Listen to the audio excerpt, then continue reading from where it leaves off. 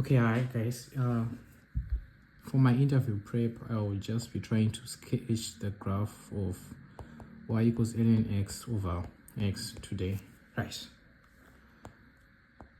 So let's get going. Right, we're given the graph ln x over x, and so immediately what I will look at over here is the function ln x, and so I know for sure that ln x is defined only for x is greater than 0, because if you look at the graph, it's this one. I think we all know this, and that's 1. And so it's only defined for functions, for values of x that are greater than 0. So which means that since we can wait, I'm yapping, bro. Oh wait, still calm down. It only means that it will appear on the right side of the y-axis, since we don't have any negative values of x. So that's just one thing to keep in mind. And then next, what I can try to do is find the intercepts, x and y intercepts. So let's start with the x intercept. The x-intercept is when y equals 0. So that's ln x over x equals 0, of which x can be 0 because you can divide by 0. So which means ln x will have to be equal to 0. And if we introduce an exponential, that's x equals e to the power 0. So x equals 1. So I know that when y equals 0, x equals 1. So which means that we have a root, let's say somewhere over here. So that's 1. So that's one thing to think about. And now let's think about the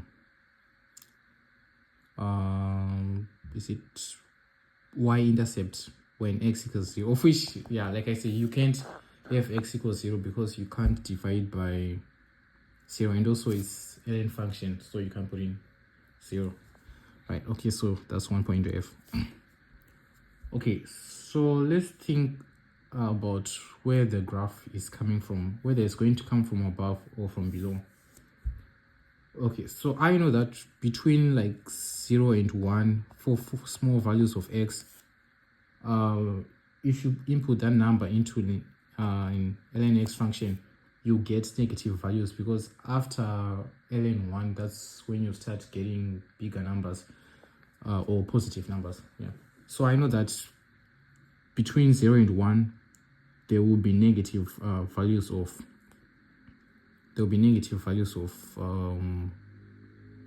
the function.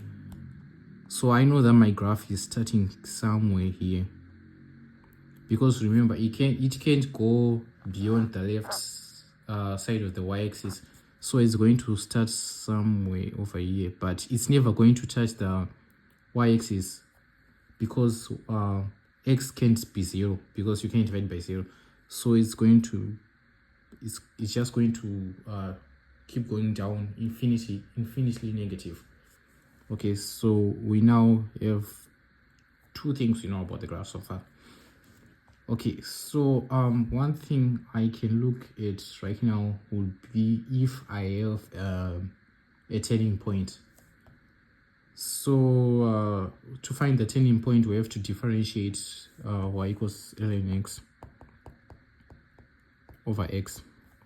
So I'll just use the quotient rule. So that's x squared over the derivative of ln x is 1 over x multiplied by x minus the derivative of x is 1, then ln x. So that's 1 minus ln x over x squared equals 0.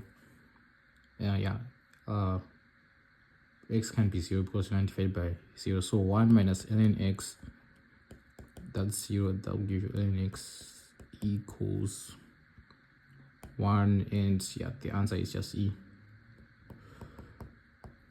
So yeah, we know that when x equals e, we have a turning point, and let's just find the y coordinate of the turning point. So that's ln e over e. So just y equals 1 over e, of which e is about 2.72, I think. So if you divide that, it's going to be less than 1. So obviously e is somewhere around here. E, then 0.32 would be somewhere around here. Right, okay, so now we know for sure that as x gets bigger and bigger, there is no way our function is going to get negative, because we have the ln function. So it just means it's just going to get let me see,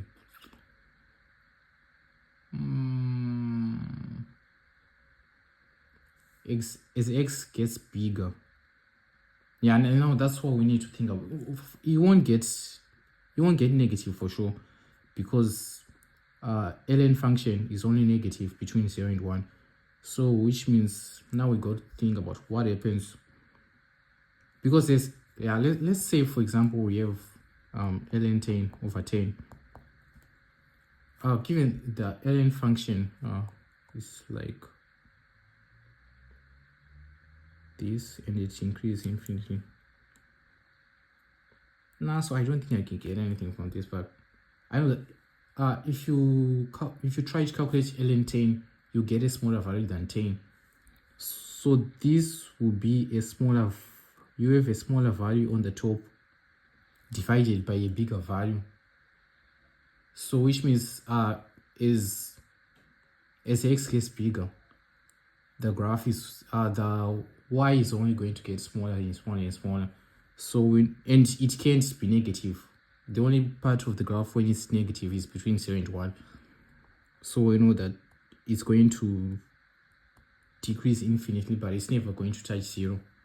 So that will give you something. Now connecting the dots, something like this. That's what I got. Not sure how true that is.